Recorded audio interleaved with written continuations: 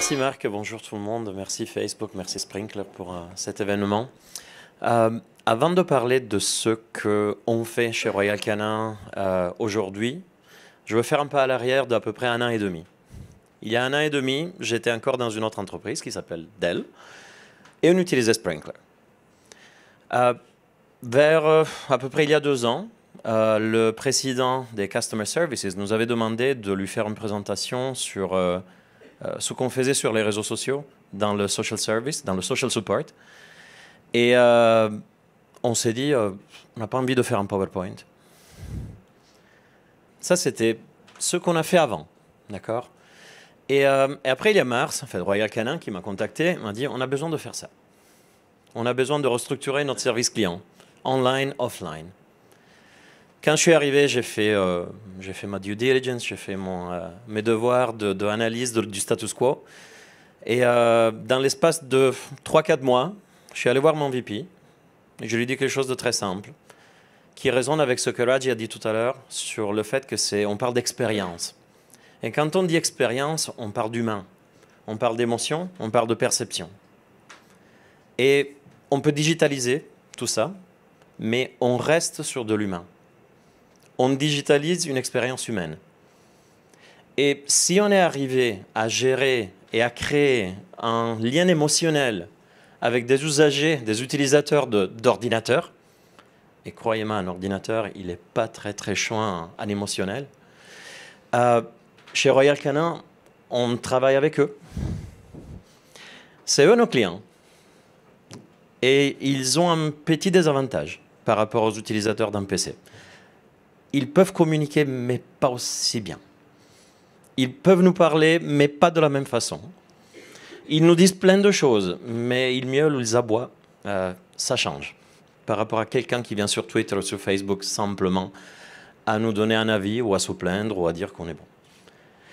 Donc, quand on m'a contacté, je me suis dit, OK, il faut structurer l'organisation du Customer Services, du Customer Care. Et pourquoi j'ai choisi de repartir pratiquement à zéro avec une feuille blanche? C'est parce que je suis tombé dans un groupe qui a une vision et qui a une purpose. C'est simplement rendre la vie de nos amis chiens et chats meilleure, make a better world for pets. Rendre le monde un monde meilleur pour nos amis animaux domestiques, si je peux le traduire en français. Désolé, le français, c'est pas ma première langue, donc désolé pour les erreurs que je fais. Et je me suis dit, quand il y a ça, le lien émotionnel, il est déjà là. Beaucoup plus qu'avec un ordinateur, croyez-moi. Donc, l'humain, il est là. Les humains, les parents des animaux sont ceux qui vont faire les choix, ceux qui vont décider sur l'achat, sur ceux qui aiment bien, ceux qui n'aiment pas bien, quel produit acheter, quand, comment. Nous, on doit les accompagner. On doit faire en sorte que la santé de nos amis chiens et chats soit bonne à travers la nutrition. Et la nutrition est 100% basée sur des choix scientifiques.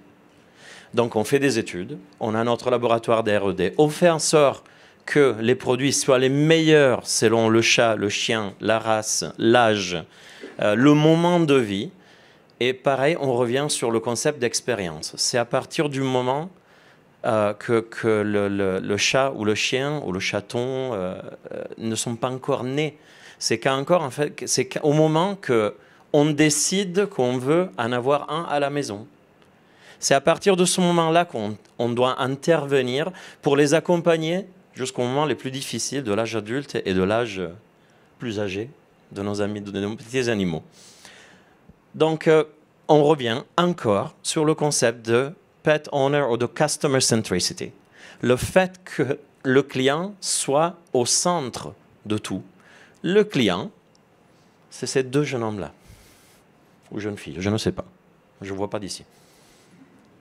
Mais en fait, c'est eux, c'est leurs parents, leurs propriétaires, et c'est nos professionnels de santé qui nous guident dans tout ça. Eux, ils sont au centre de notre purpose, de notre stratégie et de notre vision. La santé à travers la nutrition, la connaissance et les services, 100% basés sur de la science. pur et dur, c'est de la vraie science, et un système de diagnostic et de monitoring de ce qui se passe dans le cycle de vie des chiens et des chats. Quand on a un modèle comme ça, et moi j'arrive et on me dit il faut qu'on fasse du service client, et qu'on l'amène à l'époque de 2019, enfin 2018 quand je suis rentré, avec les réseaux sociaux, avec un système, j'utilise un gros mot, omnichannel, avec un système complet. Alors j'ai commencé mon travail tout simplement de me demander qu'est-ce que je veux faire et pourquoi. Est-ce que je veux juste faire une prise d'appel avec des bonnes personnes qui répondent de l'autre côté? Parce qu'on a des vétérinaires dans notre système de customer care, mais est-ce que ça suffit? Forcément, ça fait 90% du boulot, mais il y a 10% qui est la communication, l'empathie, l'émotionnel. Et ensuite, me demander si on a la bonne technologie. Et forcément, non, on ne l'avait pas. On faisait un peu du fait maison, du bon fait maison, mais fait maison. Et alors, une fois qu'on a le pourquoi, l'objectif final, et qu'on peut se permettre donc de décider quelle est la technologie qu'on veut utiliser, c'est qu'à ce moment que je me suis dit, là, je peux construire une stratégie. À court, moyen et long terme. Quelque chose qui va de 2020 à 2025. Déjà, la boîte nous permet d'avoir cette vision à long terme, et je sais, c'est une grande chance. Ce n'est pas pareil partout. Mais quand j'ai présenté ça à ma hiérarchie, à la Global Leadership Team, ils m'ont dit, mais pourquoi veux-tu commencer avec les réseaux sociaux? Plusieurs raisons.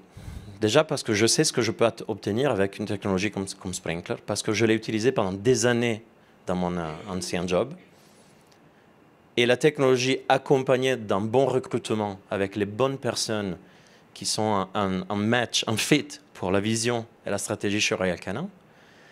Et après, surtout parce que même avant de dire on va construire un centre d'appel magnifique, on va prendre des appels, on va créer l'omnichannel, on va construire un CRM, j'avais besoin que la technologie m'accompagne pour savoir ce que les consommateurs sont en train de dire sur nos produits, ce que les chiens et les chats disent à leurs parents et les parents le disent à nous. Et surtout, j'avais besoin d'avoir une visualisation pour aller voir ma hiérarchie et lui dire voilà ce qu'on peut faire. Donc quand j'ai dit à mon chef, on va commencer avec Sprinklr et les réseaux sociaux avant de la partie classique, traditionnelle, téléphonique, on m'a regardé comme si j'étais un alien. Il dit mais t'es sûr? Je dis oui, c'est mon pari. Si ça ne marche pas, je m'en vais. Bon, je suis encore là, donc ça a marché. Et donc, c'est un petit chemin de raisonnement que j'ai présenté à la hiérarchie. On doit démarrer avec une infrastructure et une gouvernance. Ensuite, travailler sur une utilisation d'échelle des données, scalability and data. Et c'est qu'après, avec tout ça, qu'on peut commencer à délivrer des résultats, donner de la visibilité à l'organisation, commencer à donner aussi quelque chose en retour aux propriétaires des chiens et des chats qui nous contactent. Et c'est qu'après, qu'ensuite qu'on peut parler d'innovation.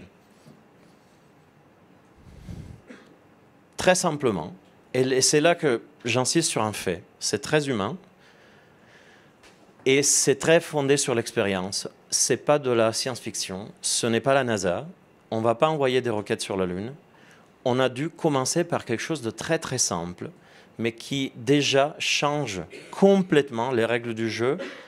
Quand on vient d'une structure où chaque pays avait ses agences, sa structure de service client ou sa petite équipe de service client, contre une structure globale qui doit travailler avec 79, 80, 90 pays différents, avec une culture différente, et avec un volume différent, et une utilisation des réseaux sociaux différente. Et donc, mon rôle, c'est de donner cette infrastructure, donner la vision, faire en sorte qu'eux, ils puissent délivrer. Et donc, la première étape, la première année, tout le monde venait à me dire « il faut qu'on fasse du premium ». Et ma réponse était « qu'est-ce que c'est du premium ?» C'est juste une excellent customer experience, ou c'est quelque chose qu'on peut vendre, c'est quoi? Et en gros, chacun avait sa définition. Donc on s'est dit, unifions ça, mettons ensemble les définitions, créons une infrastructure commune, et la première année, on va se focaliser uniquement sur ça. Les canaux traditionnels, notre page .com globalisée désormais, le hub, Les réseaux sociaux. Tout qui arrive et qui alimente la même base de données. Les données au même endroit. Pour faciliter la gestion des contacts dans un seul endroit, peu importe où dans le monde, mais de la même façon. Déjà, ça permet de comparer, comme on dit en anglais, des pommes avec des pommes. Avant, on ne mesurait pas la même chose à x77. Donc, c'était un peu compliqué. Mais avec ça, on peut. Donc, les premières étapes, en mélangeant CRM, Sprinklr et la formation pour nos agents, on les appelle nos associés, on obtient tout simplement une vue unique, unifiée sur le Consumer Journey. On a 100% des contacts au même endroit. Et on peut tout simplement avoir les données stockées au même endroit. Quand on a les données, on a la visibilité. Sans les données, on ne sait pas où on va. C'est comme si on naviguait en plein océan sans GPS. Et pour faire ça, on arrive à avoir un système de mesuration, d'indicateurs de performance unique et une seule méthodologie de mesuration de Net Promoter Score, de la satisfaction de client. Ça, c'est simple à décrire, mais quand on doit le mettre en place, c'est un travail d'1 an et demi, minimum. Et tout ça, c'est du online et du offline. Après, ils m'ont demandé, oui, et après? Et c'est après qu'on part sur la vision long terme. On construit sur l'existant avec de la téléphonie. Un système unifié de téléphonie, ce n'est pas juste le fait d'avoir les appels entrants sur un serveur ou de voice over IP ou une technologie. C'est le fait que quand on prend un appel, grâce à la reconnaissance du numéro, on peut tout simplement répondre « Bonjour Marc, il va bien ton chien ?» Et Marc, il est là, il dit « Ah, d'accord, tu sais déjà qui je suis. Oui, j'ai l'historique. » Sur les réseaux sociaux, sur les appels, en face de moi. Pas besoin de répéter 50 fois la même chose selon l'opérateur qui répond. Pareil, ce n'est pas du rocket science, ce n'est pas la NASA.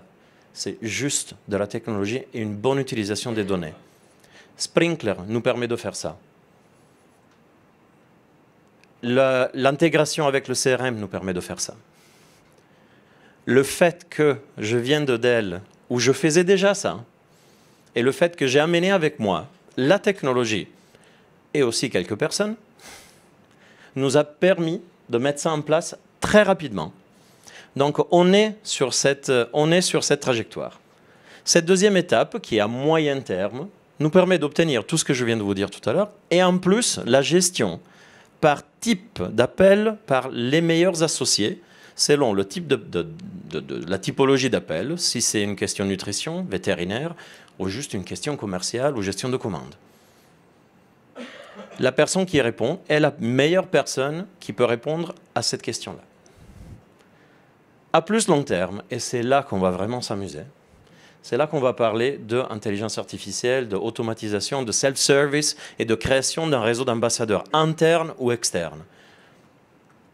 Je n'ai pas envie de parler d'influencers, parce que influencers dans le monde des animaux, vous êtes tous sur les réseaux sociaux, combien de fois on va passer par jour des vidéos et des petits posts avec des chats et des chiens qui vous donnent un gros sourire, parfois une petite larme. Donc voilà, l'émotionnel est déjà là, mais on n'a pas besoin d'aller chercher des influencers quand il y a des milliards du contenu qui sont déjà postés. On est quand même un brand basé sur la science, donc pour nous, le partage, ce n'est pas juste la bonne image d'un chaton qui fait dire « Ah, qu'il est mignon ». Mais qu'est-ce qu'il y a derrière? Qu'est-ce qu'on lui donne dès la naissance?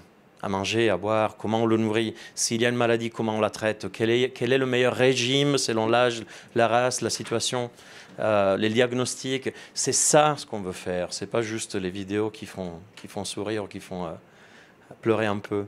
Et donc pour faire ça, on a besoin d'aller encore plus vite avec Sprinklr, avec notre moteur d'intelligence artificielle. Enfin, votre moteur d'intelligence artificielle, notre aussi, oui. Et créer une base de données unifiée, basée sur la science, mais aussi sur l'expérience client. Avoir un forum, parce qu'il faut l'avouer, dans l'industrie du pet food, il y a plein de forums externes où on dit un peu tout et souvent n'importe quoi.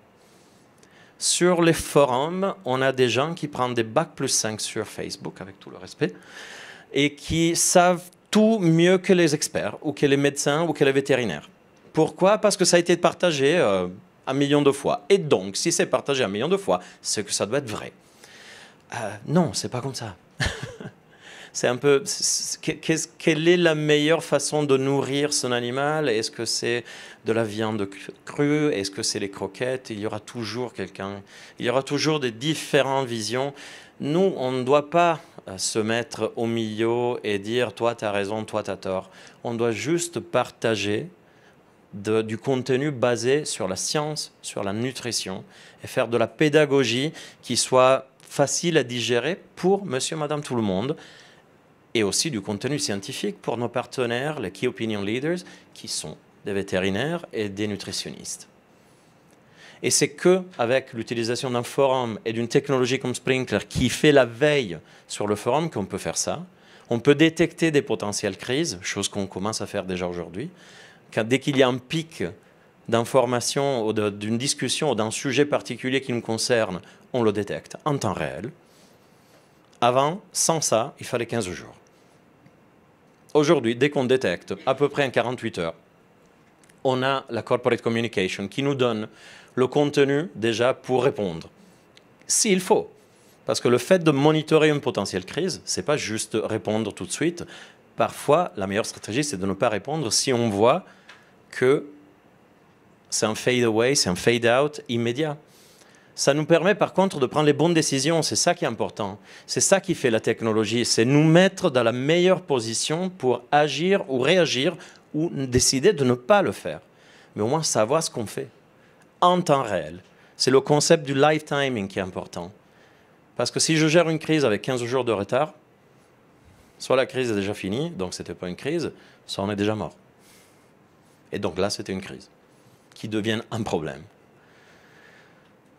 Les solutions proactives, ça c'est la partie que j'ai plus à cœur parce que c'est la partie que j'avais contribué à créer dans mon ancien job et que j'ai envie de créer avec nos amis de la Corporate Com et du marketing chez Royal Canin. Partager du contenu, publier du contenu sur les réseaux sociaux, sur le site, sur un forum, ce n'est pas que du marketing. En fait, c'est le nouveau marketing.